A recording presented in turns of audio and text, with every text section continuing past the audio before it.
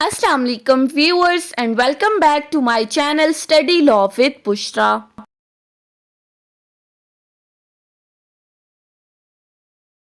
So we were discussing Civil Procedure Code 1908. We have discussed up till section 49. In this video we are going to discuss section 50 of CPC. But before starting the discussion, I request you all to please subscribe to my channel and don't forget to press the bell icon for latest updates.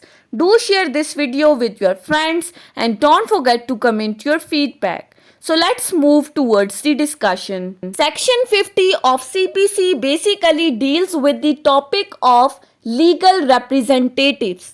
अब legal representative क्या है हम already discuss कर चुके हैं. Section 2 definition clauses में इसको discuss किया गया है. सेक्शन 2 का जो सबसेक्शन 11 है वो कहता है that the legal representative is a person who in law represents the state of the deceased person. कोई भी ऐसा बंदा जो किसी डिसीज पर्सन की प्रॉपर्टी को रिप्रेजेंट कर रहा है उसको हम कहते हैं लीगल रिप्रेजेंटेटिव. और सेक्शन 50 कहता है कि लीगल रिप्रेजेंटेटिव के अगेंस्ट डिक्री को किस तरह से एग्जीक्यूट कराया जाएगा. सो सेक्शन 50 सबसेक्शन 1 की तरफ आ जाते हैं. सबसेक्शन 1 क्या कहता है? Where a judgment debtor dies before the decree has been fully satisfied, the holder of the decree may apply to the court which passed it to execute the same against the legal representatives of the deceased. Subsection 1 में कहा गया है अगर तो judgement debtor की death हो जाती है इससे पहले कि डिक्री फुली सेटिस्फाई हो जाए, यानी कि डिक्री अभी प्रॉपरली एग्जीक्यूट नहीं हुई और उससे पहले ही जजमेंट डेटर की डेथ हो गई है. फॉर एग्जाम्पल एक पर्सन था जिसके अगेंस्ट 40 lakhs की डिक्री पास हुई थी.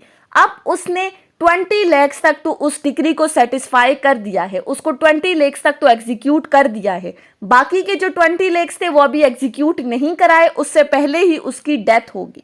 तो ऐसी सूरत में जो डिक्री होल्डर है जिसके फेवर में ये 40 lakhs की डिक्री पास हुई है वो कोर्ट को एक एप्लीकेशन देगा और उससे कहेगा कि इस डिक्री को उस जजमेंट डेटर के लीगल रिप्रेजेंटेटिव के अगेंस्ट एग्जीक्यूट कराया जाए. अब लीगल रिप्रेजेंटेटिव के अगेंस्ट एग्जीक्यूशन किस तरह से होगी, उनके ऊपर क्या क्या लाइबिलिटीज आ रही हैं, ये सबसेक्शन 2 बताता है.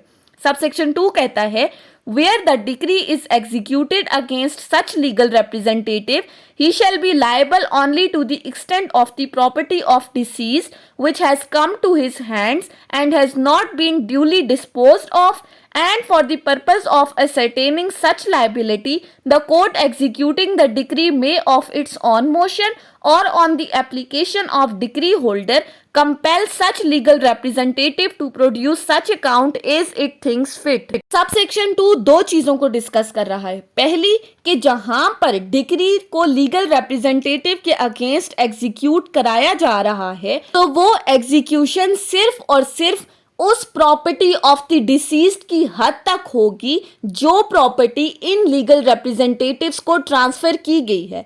लेट्स सपोज एक बंदा है जजमेंट डेटर जिसकी डेथ हो चुकी है. अब उसकी डेथ में उसके लीगल रिप्रेजेंटेटिव कौन आ गए, उसके बेटे आ गए.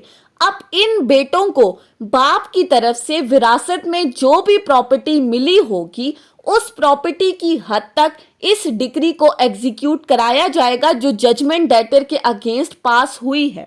प्रॉपर्टी से कैसे डिक्री की एग्जीक्यूशन होगी? लेट्स सपोज ये बंदा जो जजमेंट डेटर था इसके 2 बेटे हैं और दोनों बेटों को बाप की प्रॉपर्टी ट्रांसफर हुई है. तो इस जजमेंट डेटर के अगेंस्ट जो 20 lakhs की डिक्री एग्जीक्यूट करानी थी वो इन दोनों बेटों की प्रॉपर्टी में से 10-10 लेके डिक्री की एग्जीक्यूशन होगी.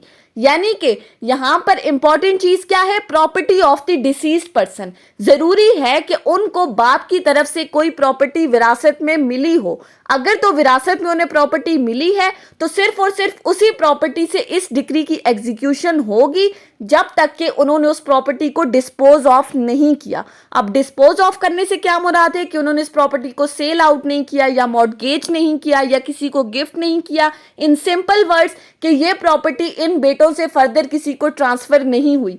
अगर नहीं हुई तो कोर्ट फिर इस प्रॉपर्टी से उस डिक्री को एग्जीक्यूट कराएगी। दूसरी बात यही कही गई है इस सबसेक्शन में, the court on its own motion और on the application of decree holder compel the legal representative to produce such accounts.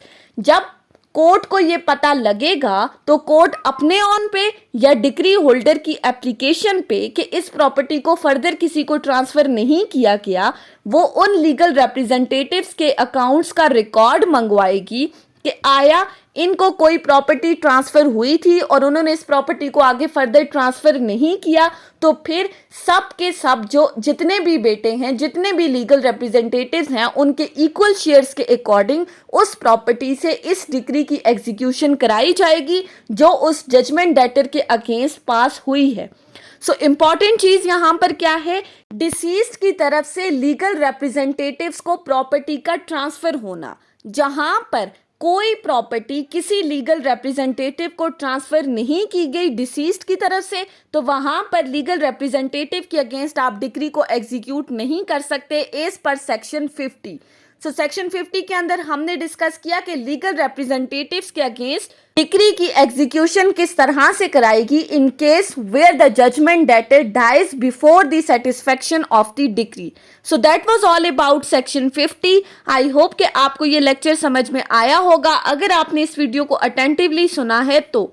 सो अगर आपको ये वीडियो अच्छी लगी है तो इस वीडियो को लाइक करें, कॉमेंट करें और चैनल को जरूर सब्सक्राइब करें। Thank you so much for watching this video. Till then, Allah Hafiz.